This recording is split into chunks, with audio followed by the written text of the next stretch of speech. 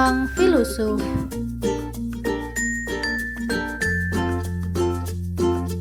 Menyediakan wacana bukan sekedar basa-basi. Al-Ghazali, sang tokoh legendaris tasawuf Sunni.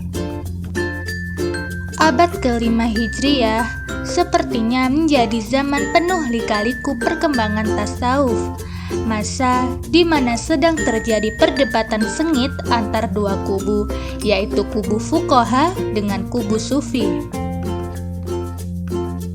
Pada awal kemunculan tasawuf, tujuannya hanyalah mengedepankan cinta kepada Allah sebagai akhir hidupnya, dan dari tujuan itulah ada fikih yang menjadi perantaranya.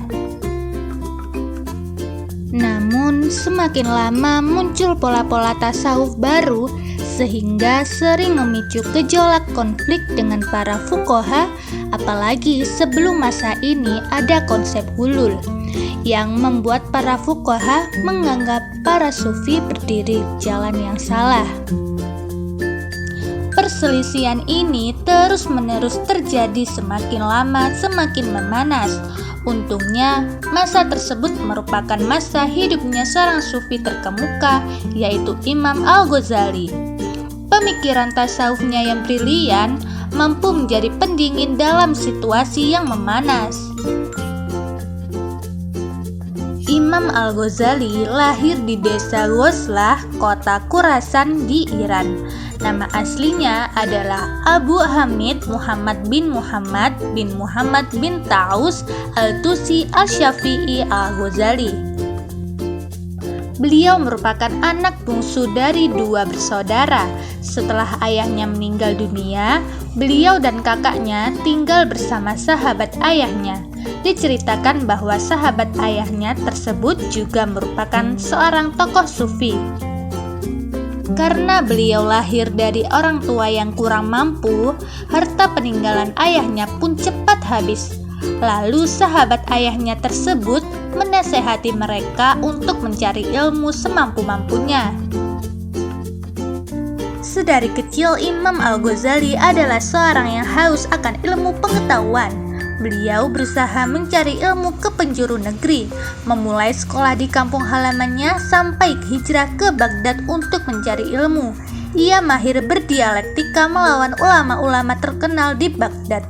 Oleh karena itu, beliau dipercayai oleh pengusaha Baghdad sebagai pengurus Universitas Nizamiyah. Usahanya dalam mencari ilmu tentu tidak mengkhianatinya. Terbukti beliau mampu menguasai berbagai bidang keilmuan, di antaranya ilmu mantik, ilmu hadis, ilmu kalam, fikih usul fikih, ilmu filsafat, ilmu tasawuf, juga terampil dalam bidang perdebatan. Sayangnya, ilmu-ilmu yang dimilikinya justru membuat dirinya skeptis terhadap hakikat kebenaran. Gejolak bimbang dan ragu di dalam hatinya terus menghantui. Ilmu filsafat yang membuatnya skeptis mengakibatkan adanya gangguan jiwa. Skeptis yang beliau alami berlangsung selama 10 tahun. Selama masa skeptisnya, beliau memutuskan memperdalam ilmu tasawuf.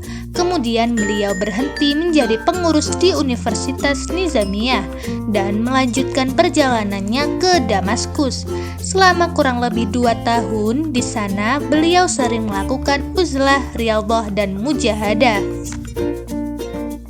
Setelah itu, beliau pindah ke Bait al-Maqdis di Palestina untuk melakukan hal serupa, dan sampai akhirnya hatinya tergerak untuk menunaikan ibadah haji dan berziarah ke makam Rasulullah Shallallahu Alaihi Wasallam. Dari rasa skeptis yang beliau alami, terbitlah karya legendaris yang berjudul Ihya Ulumuddin ad-Din, yang artinya menghidupkan kembali ilmu agama. Di dalam buku tersebut, beliau memaparkan pemikirannya tentang ilmu-ilmu yang telah dipengaruhi oleh filsafat Yunani. Doktrin tasawuf para sufi terdahulu juga menjabarkan tentang akhlak moral dalam Islam, fikih, dan pikiran tasawufnya. Imam Al-Ghazali merupakan tokoh yang beraliran tasawuf Sunni. Beliau berusaha untuk menjauhkan segala bentuk kecenderungan ajaran yang sesat yang dapat mempengaruhi para tokoh muslim lainnya. Tasawuf dan fikih menurutnya harus saling berkaitan dalam dunia spiritual. Hubungan keduanya tidak bisa dipisahkan. Fungsi fikih mengatur hubungan lahiriah, sedangkan fungsi tasawuf mengatur dunia batiniah, seperti menyucikan diri baik lahir maupun batin. Upaya mendamaikan kedua kubu terus dilakukan. Beliau memikirkan kerangka apa yang dapat digunakan dalam mengelompokkan yang mana tasawuf sesat dan yang mana tasawuf yang tidak sesat. Sehingga selama seseorang bertasawuf dengan berpegang kepada Al-Quran dan hadis dan menjauhi pengaruh filsafat Yunani, maka ia bisa dikatakan menjalankan tasawuf yang tidak sesat.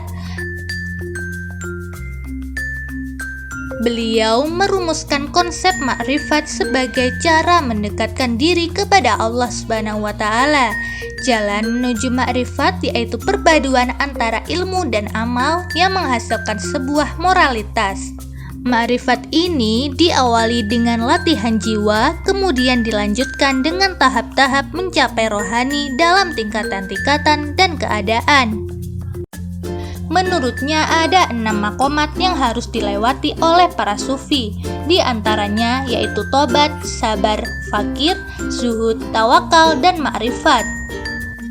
Dari sinilah pemikirannya yang mampu mendamaikan kedua belah pihak, sebab para fuqaha juga para sufi dapat menerima tanpa saling menjatuhkan.